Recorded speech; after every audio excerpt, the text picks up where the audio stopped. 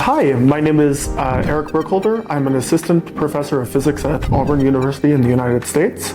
I studied soft matter physics at Caltech before I went to Stanford University to do a postdoc in physics education research with Carl Wyman. And so now my full-time job is to teach physics and study how people learn physics and how we can teach it more effectively.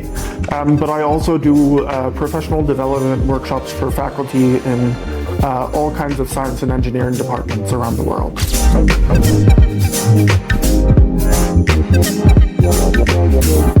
Oh, that's a good question. Yeah, so I think a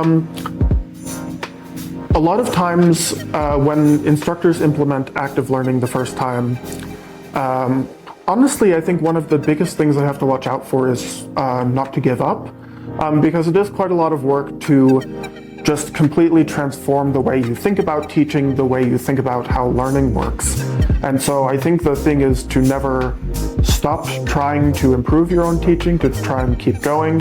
And also to remember that your students are not you, right? So you were one of the ones who was able to make it through the traditional system, and so all of these things that may make perfect sense to you are not necessarily going to make a lot of sense to your students. And so you have to be really aware of not just how you think about science, how you think about physics, but how people who don't already know that think about physics.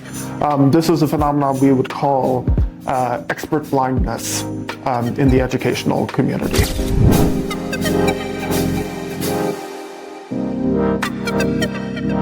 Yeah, so this is a really good question, and I think it's one that a lot of people are concerned about. I think, there are many different kinds of strategies, but it all comes down to the way you think about knowledge and the way you think about what your students know. So an important part of learning is to build upon any kind of foundation that students may already have. And so it's important to know what your students have experienced, where they are coming from, what kinds of opportunities they have had, so that you know how are you supposed to structure your class to draw on those experiences and to make sure that everyone is able to connect, right? So for example, if you're in a place where you cannot assume that all of your students have taken physics in high school, or they may not have taken calculus yet, this is something you have to be aware of so that you're not unintentionally leaving behind some of your students who may not have had access to the same kinds of opportunities.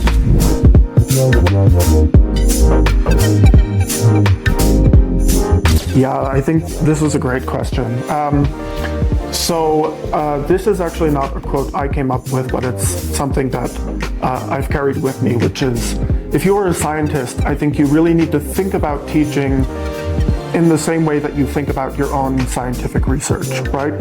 So teaching it's based on evidence, it's based on experiments, it's based on theory, and so you have to think about it in the same way, where you can collect evidence as to whether or not what you are doing is working. You can consult theory or references or things like that to get ideas for how you might want to change something. And also I would say that you don't need to start from zero, right? There are lots of resources available to instructors all over the world in all kinds of languages and all kinds of different subject areas. And so this is something to keep in mind, is that you should really treat teaching science as doing science.